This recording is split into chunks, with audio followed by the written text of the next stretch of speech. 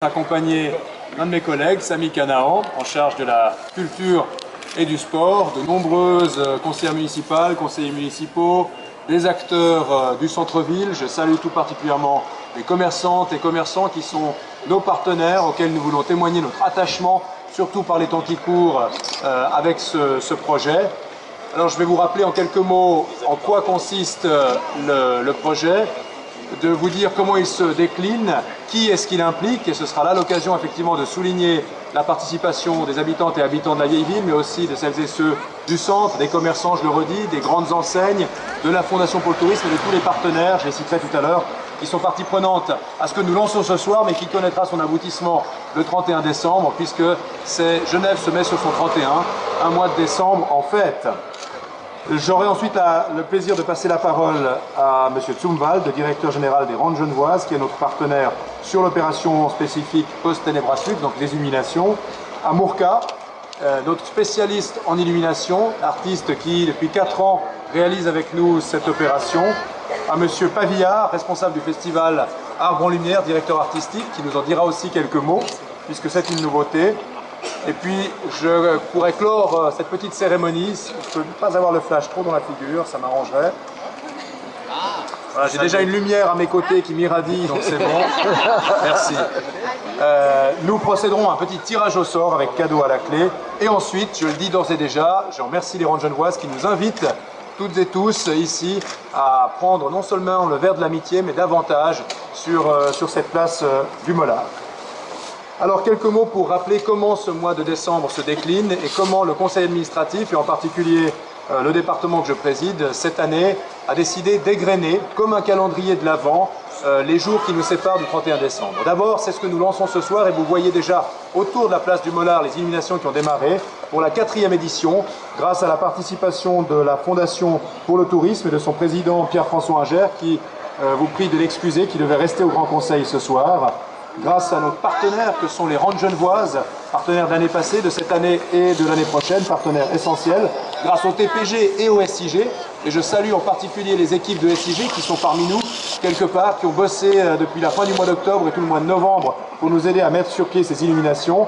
Là, j'ai le plaisir pour la 4e année consécutive de lancer ces illuminations de Noël avec cette année de modeste mais significative extension. Vous vous rappelez, l'année passée c'était le Pont des Bergues, l'année d'avant la Coraterie, l'année précédente c'était le lancement de l'ensemble du concept. Cette année, si vous allez sur la rue du Mont Blanc, si vous allez un peu dans la vieille ville, si vous allez sur la place de la Fusterie, vous verrez quelques nouveautés dues en partie aux travaux. On a recyclé un petit peu, on a utilisé ce qu'on ne pouvait pas mettre sur Longemal, sur d'autres places. On a revu le concept dans la zone du Mont Blanc et on est très heureux de relancer cette opération cette année. Vous pourrez constater que le Pont des Bergues est plus beau que jamais, comme l'année passée avec ses barrières de type Dufour, que la vieille ville a des atours très jolis avec ses drapeaux lumineux, la Coraterie on n'en parle pas, et bien sûr les grands classiques que sont les rues basses ici, ainsi que la rue Rousseau et tout le secteur Grenu.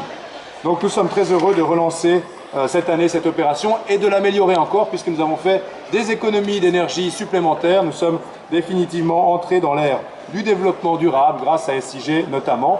Je salue en particulier le travail des équipes du service logistique et manifestation, de l'électricien, des électriciens, des gens qui avec le temps sont devenus des grimpeurs sur bâtiments, sur arbres, etc. et qui chaque année rendent de nouveaux possibles dispositifs en amont et en aval. Il faut imaginer qu'en janvier, c'est des employés de la ville qui vont consacrer passablement de temps au démontage et à l'entreposage de ce matériel.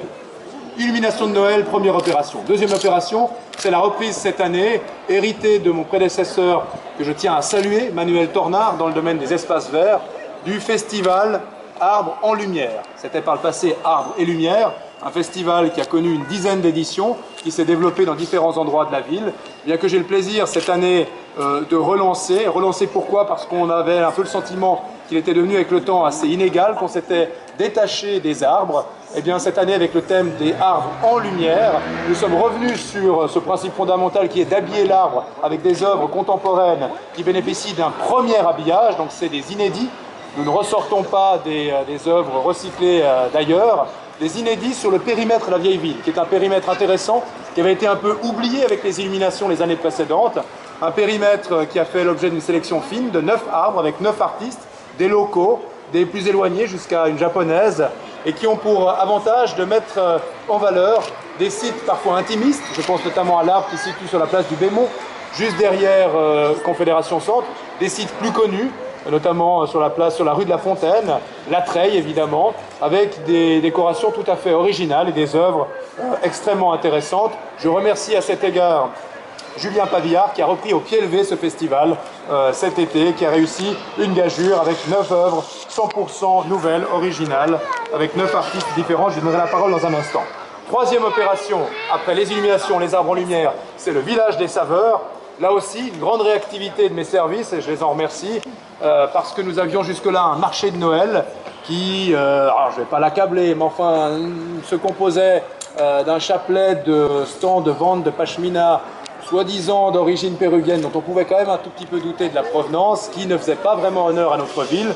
Nous avons pris la décision un peu radicale au conseil administratif de supprimer ce marché. Nous ne savions pas vraiment par quoi le remplacer.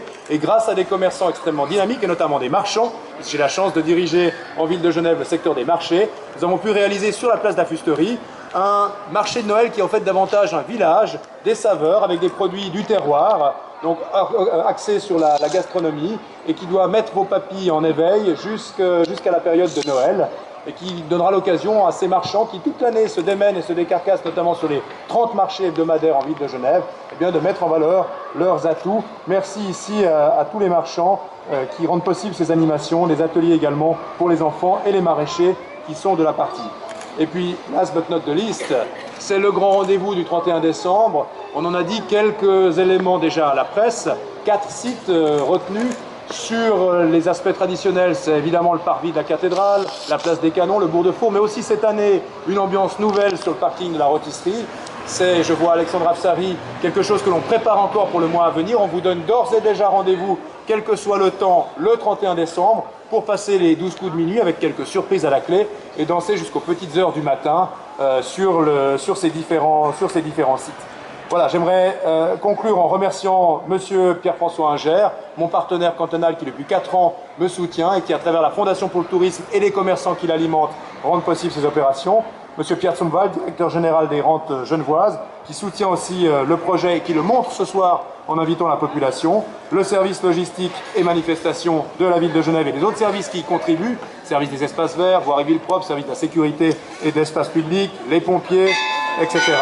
Les artistes et Mourka, et surtout la pièce maîtresse du dispositif, mon chef de cabinet, qui tout le reste de l'année rame déjà pour tous les soucis que je peux lui procurer, mais qui en plus, au mois d'octobre, novembre et décembre, est à fond sur ces dossiers, c'est Raoul Schrumpf. Je vous propose de les applaudir in globo et je passe la parole à Pierre Zumwald. Merci.